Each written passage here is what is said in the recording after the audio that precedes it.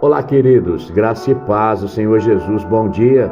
Aqui quem fala é o pastor Tião e eu quero compartilhar uma palavra do Senhor ao seu coração nesta manhã. O texto que eu quero ler está lá no segundo livro dos Reis, no capítulo 4, do versículo 38 até o 41 apenas. Olha só o que diz a palavra do Senhor, que Eliseu, ele voltou para Gilgal e havia fome naquela terra. Quando os discípulos dos profetas estavam sentados diante dele, Eliseu disse ao seu servo: ponha a panela grande no fogo e faça um cozido para os discípulos dos profetas. Então um deles saiu para o campo a fim de apanhar as ervas. Ele achou uma trepadeira silvestre, e colhendo os frutos encheu a sua capa com eles. Voltou para casa, cortou os frutos em pedaços e os pôs na panela, mesmo sem saber o que eram. Depois deram de comer aos homens. Enquanto comiam do cozido, gritaram: morte na panela, ó homens de Deus! E não puderam comer. Mas Eliseu disse: tragam farinha. Ele a colocou na panela e disse: sirva as pessoas para que comam.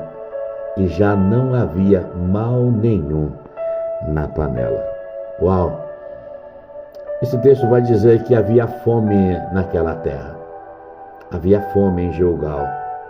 Um tempo de necessidade da provisão de Deus. Dias difíceis. Dias que o Senhor estava provando a fé daqueles homens. Judas, no capítulo 1, no versículo 3, vai dizer que a fé Deus nos deu de uma vez por todas aos santos. Ou seja, eu não preciso fazer nada para ter essa fé. Ela foi me dada gratuitamente. Mas eu preciso também entender que eu vou precisar fazer algo para não perder essa fé. Eu quero compartilhar 5 atitudes para que a nossa fé permaneça firmada no Senhor, no autor e consumador da nossa fé. A primeira, permaneça no lugar que Deus te colocou. Eu aprendo com esse texto. Gilgal era um lugar do propósito de Deus. Gilgal era o centro da vontade de Deus. Gilgal era um lugar onde as pessoas deviam ser gratos a Deus, porque Deus colocou eles no centro da sua vontade. Sabe, irmãos, espiritualmente falando, Deus nos colocou na Gilgal espiritual, um lugar onde a sua vontade é o centro da sua vontade, é um lugar onde é o propósito dele. E muitas vezes nós queremos sair e viver o nosso próprio propósito, mas Deus nos chama para vivermos do propósito dele. A segunda coisa que eu aprendo aqui: busque orientação de Deus. Os discípulos estavam assentados ouvindo a instrução e os ensinos do profeta Eliseu. Era um tempo de crise, mas eles estavam juntos ouvindo a orientação de Deus para a vida deles. Terceira coisa que eu aprendo aqui: acredite na provisão de Deus. Põe uma panela no fogo e põe uma panela grande, diz o profeta. A provisão de Deus, irmãos, não será pequena na sua vida, creia nisso. A provisão de Deus será grande. Quanto maior a luta que você possa estar vivendo, creia, maior será a bênção de Deus na sua vida. Quarto, não tome decisão precipitada. Eliseu disse ao seu moço, ao seu servo Geazi, mas sabe quem saiu? Foi um dos filhos dos profetas. Ele ouviu Elias falar com Geazi e ele saiu a procurar comida. Sabe qual foi o erro desse jovem?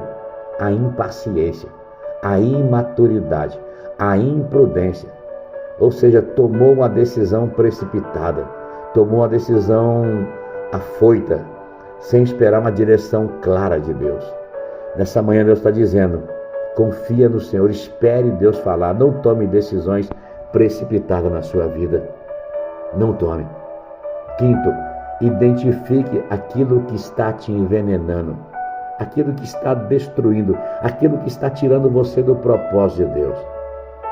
A Bíblia diz que eles comeram desse cozido, e esse cozido estava envenenado, estava com veneno, eles iam morrer. Então eles gritaram: morte na panela, ó homem de Deus.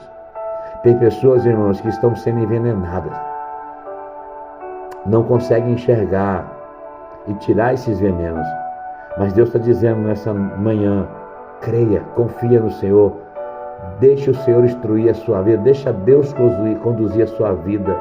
Busque o Senhor, Ele vai te dar discernimento e sabedoria para reconhecer aquilo que está fazendo mal para você mesmo. E sexto e último, coloque a farinha. Farinha, ela vem do trigo. A Bíblia diz lá em João, no capítulo 12, no versículo 24, em verdade, eu vos digo que se o grão de trigo caindo na terra, ele não morrer, ele fica só. Mas se morrer, ele produz muitos frutos. Jesus, ele morreu por mim e por você. Jesus morreu para nos dar vida e vida com abundância. Jesus morreu para nos dar acesso a todas as bênçãos espirituais nos lugares celestiais em Cristo, conforme diz Efésios capítulo 1, no versículo 3, que Ele já nos abençoou com todas as bênçãos. Nessa manhã, o Senhor está dizendo: coloque Jesus aonde está trazendo morte na sua vida. Coloque Jesus aonde tem veneno na sua vida. Coloque Jesus aonde tem impossibilidade na sua vida. E você verá o milagre, o sobrenatural de Deus acontecer. Creia nisso. Que o Senhor te abençoe com essa palavra. Que o Senhor te guarde. Que o Senhor faça resplandecer o seu rosto sobre ti e te conceda a graça. Que o Senhor volte para ti o seu rosto e te dê a paz. Deus abençoe, queridos, no nome de Jesus.